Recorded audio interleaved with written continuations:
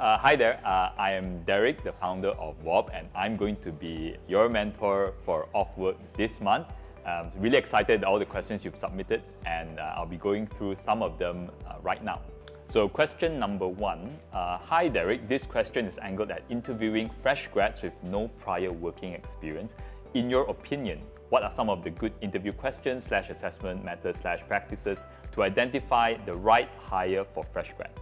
There's some context to this question, right? So this person says, fresh grads are handicapped with no work experience, and hiring teams usually judge them from how they share their internship experience or core curricular activities in school. Plus, many interview prep questions are available online now. Likely, a lot of their answers are scripted beforehand, allowing more outspoken talents to perform better at interviews. However, we all know that some talents may be shy interviews but can actually outperform the good talkers while on the job. And many traditional questions, such as, tell me about your key strengths and weaknesses, have become pretty much obsolete in assessing these people, I suppose because, as you said, they prepare, right, before the interview. So appreciate your thoughts. That's a really good question. It's a really long question too, and thank you for providing some context. I actually really agree with you that it is very hard to actually decide who to hire if you're looking for fresh grad, because they don't have a lot of experience for you to judge. And there's a lot of inconsistency between universities, right? So a first class in one university might not be the same as a first class in another university. And it's also true the other way. For a lot of fresh grads coming to the workforce, it's also really difficult for them to differentiate themselves. On that piece of paper, there's not a lot they can put there on that CV.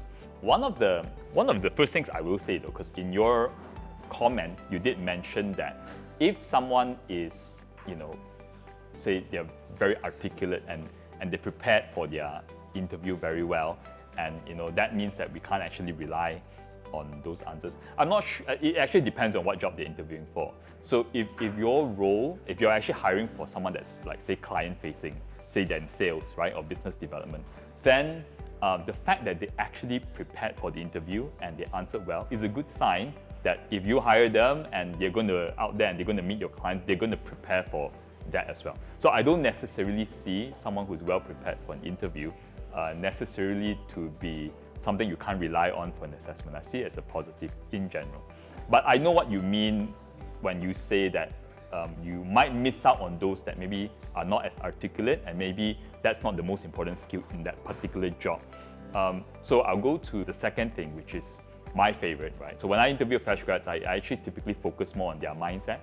When I say mindset, it's basically not so much what experiences they've had, because they don't have much anyway. I want to test their mindset in terms of how they look at work and careers. And the way to do that is to ask a lot of why questions. Why do you do this? Why do you do that? When you decide to do this internship, why do you do this internship? When you decide to join this club or society, why do you decide to do that?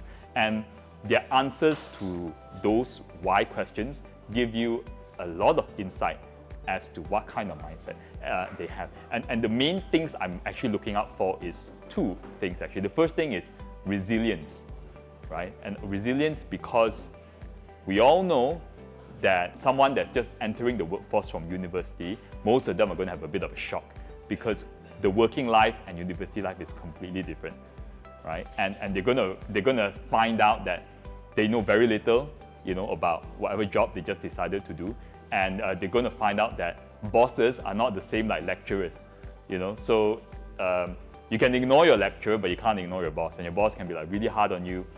And getting a B is not an option. When you're actually working, basically everything needs to be an A. If you get a B, it's kind of like you didn't do well in your job, and you might have a hard time. So when people come into the workforce, I think they experience that for the first time. And someone who's very resilient will go through this and carry on pushing through until they've gained enough experience to kind of start building that momentum for their career. And someone who doesn't have that resilience, or they think more like, as they say, like a kind of victim mentality. Every time they go through something and it's really hard, they start blaming things and they say, oh, my boss sucks and stuff like that. It's going to struggle to kind of break through to the working world. So that's the first thing So when I ask why question, I'm testing for resilience.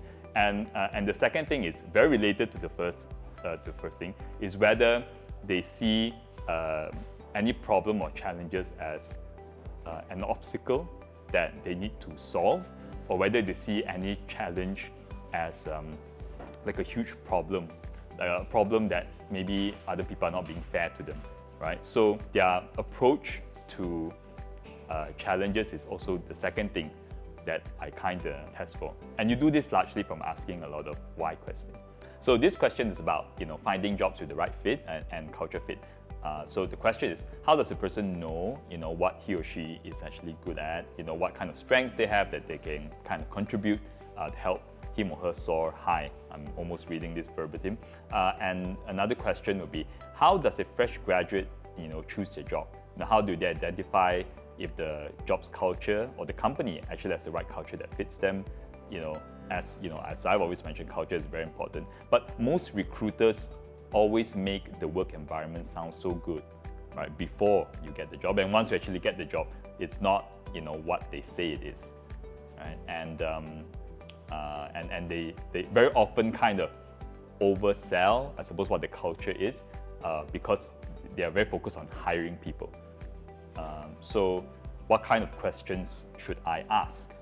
So this is a very good question. So the first question is about how to decide what's the right job fit. Well, unfortunately, and you might have actually heard this being said before, there is no real way to know whether a job is suitable for you until you actually do the job and actually expose yourself to it. Like, you're not going to find out whether you like it just by asking someone who's doing it. You're not going to find out whether you're going to like it just by reading a book. You can give it some idea, but you only really know when you actually start doing it. So the best thing I can tell you is internships are the easiest opportunity for you to experience for yourself firsthand what it's like to actually do a job.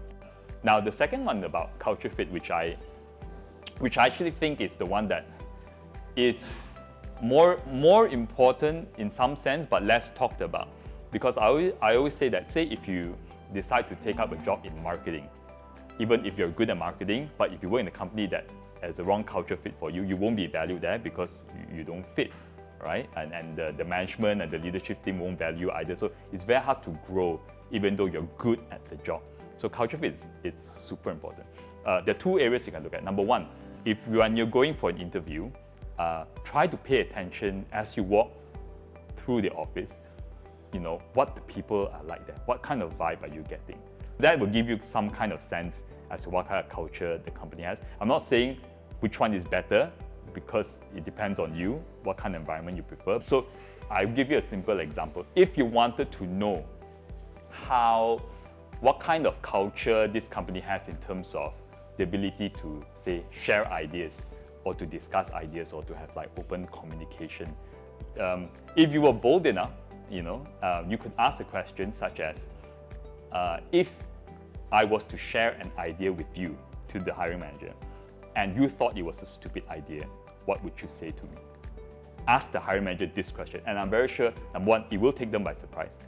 Number two, but it is such a good question. If the hiring manager loves the question and actually puts in a good effort to kind of answer you, it's also a very good sign that they probably like it when, I suppose, they're challenged with a new idea. Like I said, don't worry about offending the hiring manager, because if you ask a question, and as long as you word it politely, it gives you some insight as to what a company's real culture is, based on how they actually answer a question like that that's so unexpected. This question is about the future of recruitment. So recruitment in general had undergone various changes to adapt to the market in the last 10 to 20 years. What do you foresee the future of recruitment to be like? Well, actually, this is directly related to what we're building at WOBB, because the main issue I see for both sides, for both employers and job seekers right now, is that job seekers are, for the most part, applying blindly to a lot of jobs because employers are not providing enough information for them to make a good decision. And they're not providing enough information not because they don't want to, because a lot of the tools they use for recruitment right now are quite limited in how much information an employee can share. Going forward, there'll be a lot more transparency in the recruitment process. So when job seekers actually looking for a job, they can actually get a sense of what kind of company they're applying to. It won't just be like a text-based job description, right? There will be sorts of photos and videos of the people there, the work environment. And it'll be the same for employers as well. An employer won't have to rely on just a piece of paper to decide whether or not to interview a candidate, right? There'll also be a lot more information about the candidate in a very rich way for them to make a better decision so that they don't waste time. I think a lot of that will come naturally because of how a lot of things are happening on the internet right now. The way we share information right now will change and will get better. So that's one part. The other part I want to kind of talk briefly about is how a lot of AI and automation will kind of help remove a lot of the routine work for HR people. So there are a lot of things such as basic pre-screening questions. I've been interviewing people for a long time, and I do find that for the most part, most questions are the same. So because it's routine and standard, a lot of this can be automated, and technology will start to automate away all these things. So instead of having a human being, like a recruiter, actually having to ask these questions, you can have bots answering it. You can have platforms just directly running interviewers to interview people, or people can use video cover letters to start screening for these questions.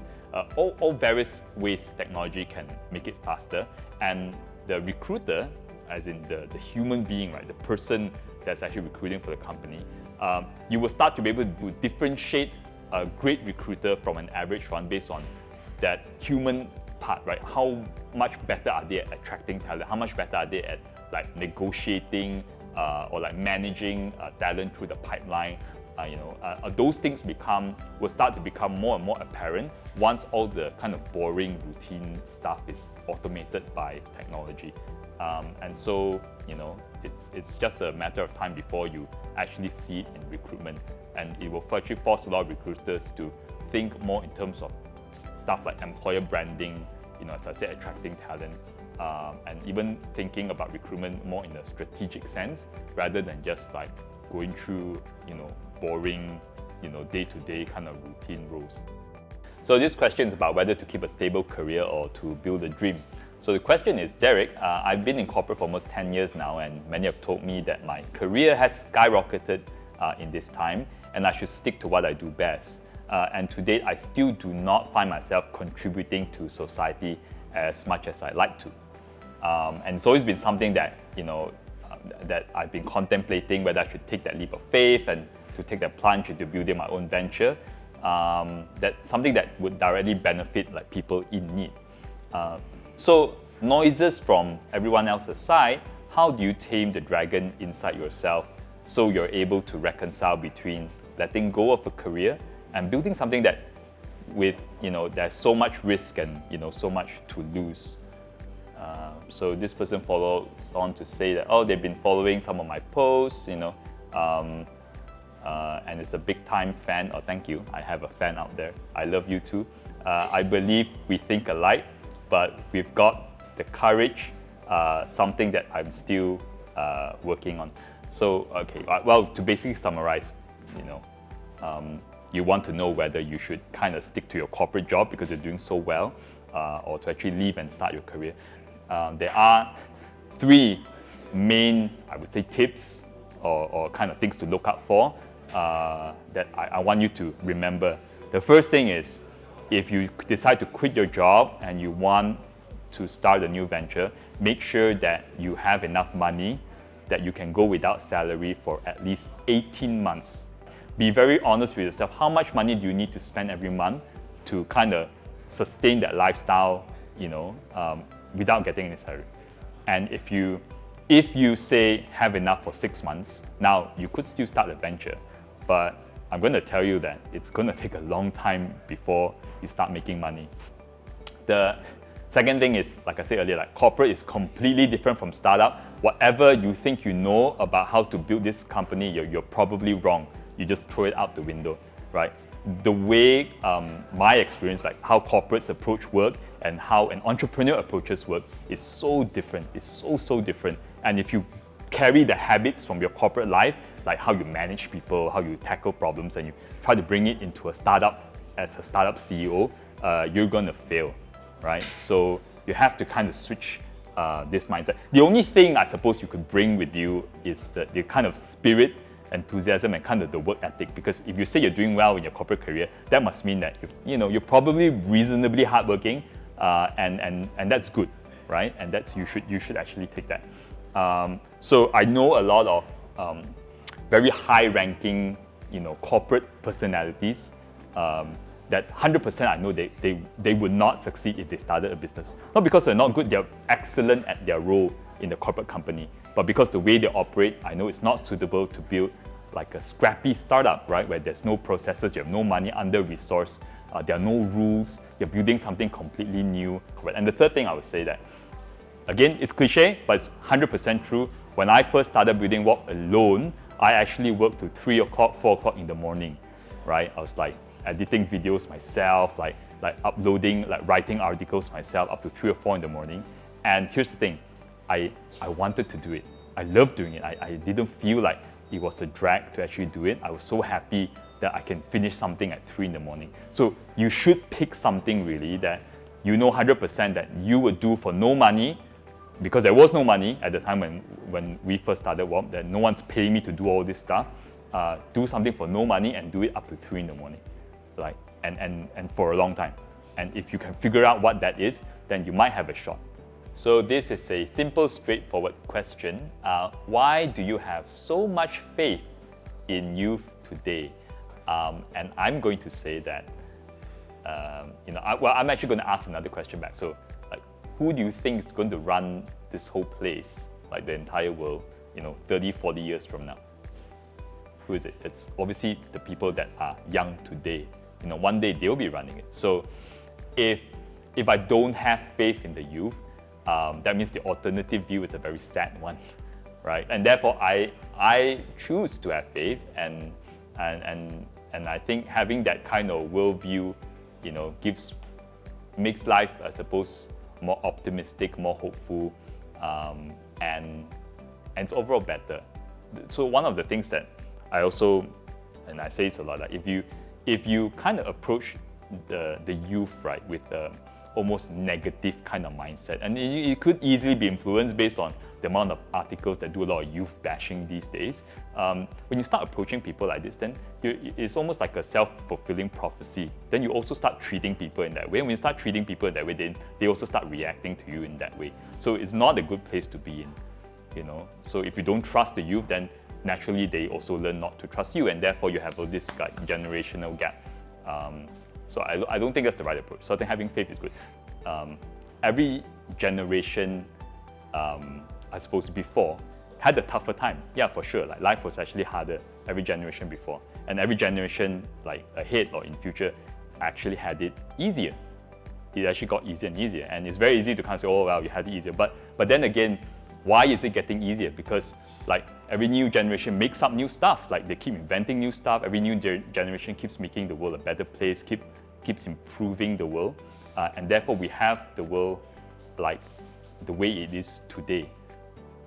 So a lot of the stuff that you see right now that makes our life so much better was not invented by my great-grandfather, right? It wasn't invented by my grandfather. So it was actually invented by the people of this generation.